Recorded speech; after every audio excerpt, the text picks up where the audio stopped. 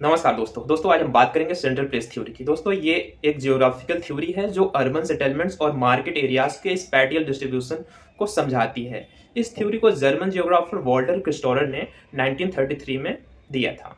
दोस्तों समझते हैं main concept of central places की।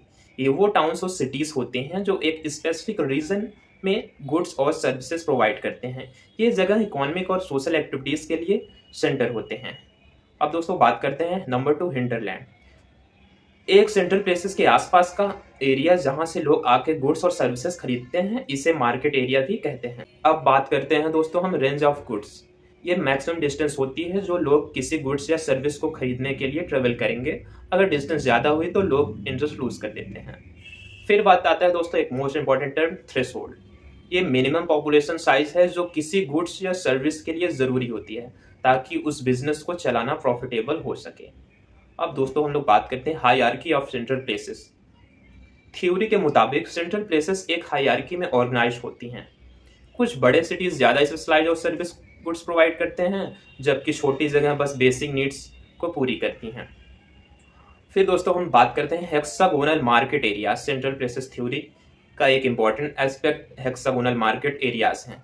क्रिस्टोलर ने प्रपोज किया था कि मार्केट एरियाज के शेप हेक्सागोनल होने चाहिए, क्योंकि अगर हम सर्कुलर एरियाज यूज करें तो सर्किल के बीच में ओवरलैपिंग या गैप्स हो जाती हैं। हेक्सागोन्स तो परफेक्ट हैं क्योंकि ये इफिशिएंटली पूरा एरिया कवर करते हैं बिना किसी गैप के। हेक्सागोनल मार्केट एरियाज के माध्यम से रिसोर्सेज और सर्विसेज का इफिशिएंट एलोकेशन हो सकता है, इसीलिए उन्होंने हेक्सागोनल मॉडल का यूज किया। दोस्तों अब हम बात करते हैं कुछ patterns and principle in central places theory. तो दोस्तों क्रिस्टोलर ने सेटलमेंट के स्पैटियल पैटर्न को एक्सप्लेन करने के लिए 3 मेन प्रिंसिपल्स दिए। पहला है मार्केटिंग प्रिंसिपल, वेयर के इक्वल टू 3 उन्होंने माना।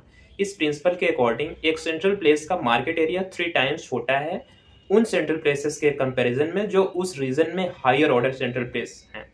इस प्रिंसिपल में 6 छोटी सेटलमेंट होती हैं एक बड़े सेंट्रल प्लेसेस के आसपास, यानी हर सेटलमेंट एक ऐसे डिस्ट्रीब्यूशन में अरेंज होता है जहां एक बड़ा सेंट्रल प्लेस 6 छोटी सेटलमेंट्स को सर्व करता है। फिर दूसरा दोस्तों उन्होंने दिया ट्रांसपोर्ट प्रिंसिपल, वेयर के इक्वल टू 4। इस प्रिंसिपल का फोकस ट्रांसपोर्टेशन इफिशियंसी पर होता है। इसमें हर सेंट्रल प्लेसेस 4 सेटलमेंट को सर्व करता है और इनके बीच का डिस्टेंस मिनिमम रखा जाता है ताकि ट्रांसपोर्टेशन कॉस्ट को कम हो और कनेक्टिविटी अच्छी रहे।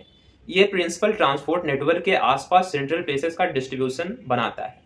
फिर दोस्तों उन्होंने दिया तीसरा एडमिनिस्ट्रेटिव प्रिंसिपल के इक्वल टू 7। इस प्रिंसिपल के अकॉर्डिंग एक हायर ऑर्डर सेंट्रल प्लेस अपने नीचे के हर सेंट्रल प्लेस का एडमिनिस्ट्रेटिव सेंटर होता है। इसमें हर एक लार्ज सेंट्रल प्लेसेस के कंट्रोल में 7 स्मॉलर सेंट्रल प्लेसेस आते हैं। ये एक हायरार्किकल कंट्रोल स्ट्रक्चर बनाता है। अब हम बात करते हैं assumption of central place theory की। क्रिस्टोलर ने अपनी थ्योरी को कुछ एजम्पशन पर बेस किया है। नंबर 1 है यूनिफॉर्म प्लेन। ये माना गया कि एरिया एकदम फ्लैट और फीचरलेस है जहां सब लोग एक जैसे सरफेस पे रहते हैं बिना किसी नेचुरल ऑब्स्टिकल के। नंबर 2 है इक्वल पॉपुलेशन डिस्ट्रीब्यूशन। लोग और उनकी परचेजिंग पावर एरिया में इक्वली डिस्ट्रीब्यूटेड हैं। सब लोगों की इनकम, स्पेंडिंग हैबिट्स और नीड्स सिमिलर हैं, ऐसा जो कि पॉसिबल है नहीं। नंबर 3 है transport cost proportional to distance, यानी जितना दूर ट्रेवल करोगे उतनी ज्यादा कॉस्ट बढ़ती जाएगी। ट्रांसपोर्ट इंफ्रास्ट्रक्चर हर जगह सेम है। फिर दोस्तों बात करते हैं goods with different threshold and ranges. हर गुड्स और सर्विस का थ्रेशोल्ड और रेंज अलग होता है। कुछ बेसिक गुड्स जैसे फूड कम डिस्टेंस पर अवेलेबल होंगे और कुछ स्पेशलाइज्ड सर्विस जैसा कि higher education, goods, health care ज्यादा डिस्टेंस पर मिलेंगे। दोस्तों अब हम बात करते हैं criticism of central place theory की। नंबर 1 है real world complexity. Real world में एरिया एकदम फ्लैट और यूनिफॉर्म नहीं होता। माउंटेन्स, रिवर्स और इंफ्रास्ट्रक्चर जैसे एलिमेंट्स स्पैटियल डिस्ट्रीब्यूशन को अफेक्ट करते हैं। Number 2 assumption of equal population distribution. सब जगह पॉपुलेशन डेंसिटी सेम नहीं होती है। रूरल और अर्बन एरियाज में काफी फर्क होता है। ठीक है। Number 3 transport advancement. Modern transportation system theory को डिसऑर्ड करते हैं। आजकल लोग इजिली बड़े डिस्टेंस ट्रेवल कर लेते हैं एडवांस गुड्स या सर्विसेज के लिए। Ignores culture and political factors. Christaller की थ्योरी मोस्टली इकोनॉमिक और स्पैटियल फैक्टर्स पर बेस्ड थी, जबकि रियल वर्ल्ड में पॉलिटिकल, सोशल और कल्चरल फैक्टर्स भी सेटलमेंट का पैटर्न डिसाइड करते हैं।